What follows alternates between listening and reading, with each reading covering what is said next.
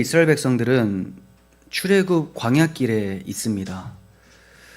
이들이 향하는 곳은 약속의 땅 가나안이에요. 바로의 노예에서 해방이 되어서 자유케 된 이스라엘은 약속의 땅에 들어가서 지파대로 기업을 분배받게 될 것입니다. 그렇게 되면 세월이 지나게 되면 이제 빈부격차가 발생할 수가 있게 되죠. 이때 이제 발생하게 되는 문제와 또 해결 방안이 무엇인지를 오늘 본문이 말씀해주고 있습니다. 가나안 땅에 들어가서 기업을 분배받았을 때 시간이 지나 빈부격차가 발생되고 문제가 생기면 이걸 어떻게 해결해야 되는가? 자, 그런 내용입니다. 그럼 어떤 문제가 생기는가? 첫 번째는 하나님께 분배받은 땅을 이제 잃어버리게 될 문제가 있습니다. 이때 해결 방법은 기업 물을 자를 통하여서 잃어버린 땅을 회복하는 거예요. 기업 물을 자, 기업을 대신 값을 주고 사서 되돌려주는 그런 사람이죠. 그러니까 이 기업 물을 자 같은 경우는 본인한테 손해가 되겠죠. 네, 자기께 되는 게 아니라 사서 형제에게 이제 물려주는 겁니다. 다시 회복시켜 주는 거. 두 번째 문제는 뭐냐면 가난하게 돼서 빚이 커져서 자기의 이제 몸까지도 팔리게 되는 상황, 종으로 되어지는 상황이 이제 문제가 되죠. 이때 해결 방법 역시 기업 물을 자가 와서 속량을 해주는 겁니다. 값을 주고 그를 풀어주는 거예요. 네. 속량이란 것은 이제 빚을 대신 갚아주고 자유케 해주는 거죠. 이 두 가지 문제점 해결 방안이 뭐냐면 공통적으로 기업 물을 자가 나타나서 해줘야 된다는 거예요. 기업 물을 자.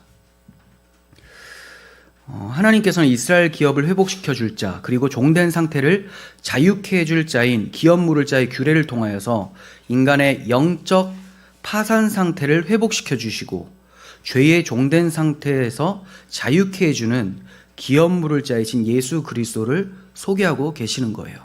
그러니까 이스라엘 백성들의 규례를 통해서 여기서 단순히 기업 물을 자로 끝나는 것이 아니라 우리의 영혼의 파산과 죄의 종노릇하고 있었던 우리를 구원하여 주시는 기업 물을 자 예수 그리스도를 나타내 보이고 계신다라는 겁니다. 먼저는 우리가 살펴봐야 될 것이 이스라엘 백성들을 택하신 목적이 뭐냐, 그리고 그들에게 왜 땅을 주셨는가라는 하나님의 의도입니다. 왜 이스라엘 백성들을 택하셨을까요? 하나님께서 이스라엘 백성들을 택하시고 제사장 나라로 삼아주셨어요. 제사장 나라. 그러니까 사람들은, 모든 민족들은 이스라엘 백성이 아니고서는 하나님을 모르죠. 이스라엘 백성들을 통해서 하나님을 알게 되고 이스라엘 백성들이 받은 것이 율법이기 때문에 그 율법을 통해서 하나님을 보게 됩니다. 이스라엘 백성들이 하나님께 인도하는 제사장의 역할을 해야 되는 거예요. 그래서 여기서 참 제사장이신 예수 그리스도가 오시는 것이 또 나타나고요. 그러면 이제 이 이스라엘 백성들에게 땅은 왜 주시는가? 가나안 땅을 기업으로 주시는 이유는 제사장으로 오실, 우리의 구원자로 오실 예수 그리스도께서 약속의 땅 가나안에서 태어나실 것을 준비하고 계셨다라는 거죠. 그러니까 만약에 이 이스라엘 백성들, 제사장 나라가 종으로 팔려버리게 되거나 또는 받았던 기업인 가나안 땅을 잃어버리게 된다면 예수님이 오실 수 없게 되고 인류의 구원은 이루어질 수가 없게 되겠죠. 그러니까 하나님께서 무조건적으로 이스라엘 백성들의 땅을 회복시켜 주시고 어떻게든 종된 자를 자유케 해주시는 그런 규례를 주시는 거예요. 이들이 예뻐서 단순히 그런 정도의 것이 아니라, 그것도 맞죠. 하나님이 예뻐할 만해서 예뻐하는 게 아니라 사랑해서 긍휼함으로 예뻐하시지만 그것이 끝이 아니라 예수 그리스도를 보내시고 구원하시는 구원 계획이 있으시기 때문에 그들을 종된 자에서 자유케 해주시고 잃어버린 기업을 회복시켜 주시는 이런 규례를 주시고 계신다는 거죠. 자, 그러면 이제 23절을 한번 보도록 하겠습니다. 23절. 토지를 영구히 팔지 말 것은 토지는 다 내 것임이니라. 너희는 거류민이요 동거하는 자로서 나와 함께 있느니라. 토지에 대한 내용입니다. 자, 토지 즉 기업을 잃어버렸을 때 하나님께서 어떻게 해주시는가에 대한 내용이 23절부터 나옵니다. 토지를 영구히 팔지 말래요. 자, 이 말은 영구히 팔 수도 없고 사는 사람이 영구히 살 수도 없다는 거죠. 한마디로 너희들 것이 아니니까 사고 팔지 마라.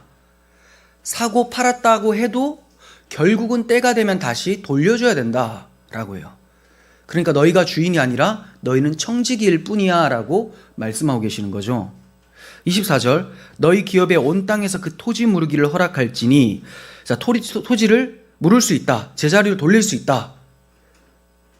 25절, 만일 내 형제가 가난하여 그의 기업 중에서 얼마를 팔았으면 그에게 가까운 기업 물을 자가 와서 그의 형제가 판 것을 물을 것이요 라고 합니다.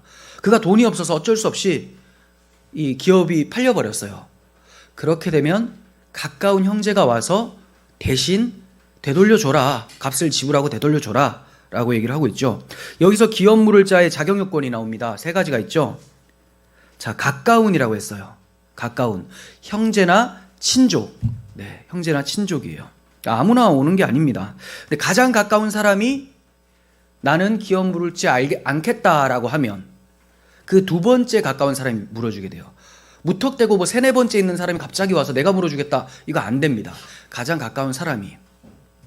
여러분 잘 아시는 이제 룻기서를 봐도 처음에 나오미가 이제 기업을 다 잃어버렸을 때, 베들레헴에서 모압으로 갔다가 완전히 가산탕진하고 남편과 아들까지 다 잃어버리고 돌아왔어요. 아무것도 없는 거지의 상태. 이 상태에서 기업 물을 자가 있었는데 그 가까운 친족이 나는 내가 손해를 입을 것 같아서 기업 물지 않겠다라고 해버려요. 그래서 두 번째 가까운 사람인 보아스라는 사람이 등장해서 기업을 물어주죠. 자, 이 보아스는 예수 그리스도의 족보에 있는 조상입니다. 즉 예수 그리스도를 예표하는 인물로서 등장을 해요. 그러니까 기업 물을 자라는 것은 자격이 된다고 해서 아무나 그렇게 물어주고 싶고 이런 게 아닙니다. 값을 주고 사서 그 사람에게 줘버려야 된다는 거죠. 그 사람에게 줘버려야 된다는 거예요. 그래서 가까운 형제여야 되고요, 친족이어야 되고, 두 번째 이제 능력이 있어야 되겠죠. 네, 기업 물을 자라고 했으니까 물러줄 능력이 있는 자, 능력이 있어야 돼요. 돈이 있어야 됩니다. 그리고 기업 물을 자가 와서라고 하죠. 와서 자발적으로 자기가 와야 돼요. 자원해서. 아까 좀 전에 말씀드린 것처럼 1순위였던 나오미의 가까운 친족인 1순위였던 사람은 나는 손해를 볼까봐 안 하겠다라고 했죠. 자원함이 없었어요. 하지만 보아스는 본인이 자원을 합니다. 네, 자원을 하죠. 자원함이 있어야 돼요. 만일 이러한 기업 물을 자가 없으면 어떻게 될까요? 26절을 보면 만일 그것을 물을 자가 없고 자기가 부유하게 되어 물을 힘이 있으면, 자, 자기가 부유하게 되고 물을 힘이 있으면 본인이 하면 된다고 또 얘기를 해요. 그 판 해를 계수하여 그 남은 값을 산자에게 주고 자기의 소유지로 돌릴 것이니라. 무슨 말입니까? 팔았어요. 팔고 이제 어느 정도 기간이 지났습니다. 그 땅을 썼잖아요. 이 산 사람이. 그것은 좀 빼고 이제 남은 값, 그 땅의 남은 값을 이제 지불하고 가지고 온다는 거죠. 처음에 그 가격을 다 주는 건 아니고 썼으니까 그만큼은 이제 제하고 가지고 오라는 겁니다. 그런데 자기도 힘이 없고 기업 물을 자도 없다면 이제 어떻게 됩니까? 끝나는 겁니까? 아니에요. 28절, 자기도 물을 힘이 없으면 그 판 것이 희년에 이르기까지 산자의 손에 있다가 희년에 이르러 돌아올지니 그것이 곧 그의 기업으로 돌아갈 것이니라. 희년에는 돌아온다고 합니다. 우리 희년은 지난주에 배웠었죠. 네, 안식년에 7번, 49년 다음 해 50년째 되는 해가 희년인데 모든 것이 자유케 되어지는 거죠. 회복되어지는 것. 주님 다시 오실 재림의 때를 나타내는 그런 예표적인 의미를 가지고 있다고 말씀을 드렸습니다. 그러니까 복된 소식의 때죠. 예. 여기서 보게 되는 것은 하나님께서 어떻게든 기업을 회복시켜 주시려고 규례를 철저하게 만들고 계신다는 걸 보게 되죠. 첫 번째는 기업 물을 자를 준비해 주시고, 두 번째는 능력이 되면 네가 다시 살 수 있다. 다시 살 수 있다. 그리고 세 번째는 희년이 되면 능력이 없어도 받을 수 있다. 이렇게 말씀하고 계세요. 이렇게 하시는 이유가 뭡니까? 기업 물을 자를 보내주시고 희년이 되어 우리에게 찾아온 구원이 이처럼 확실하다라는 것을 가르쳐 주시는 거죠.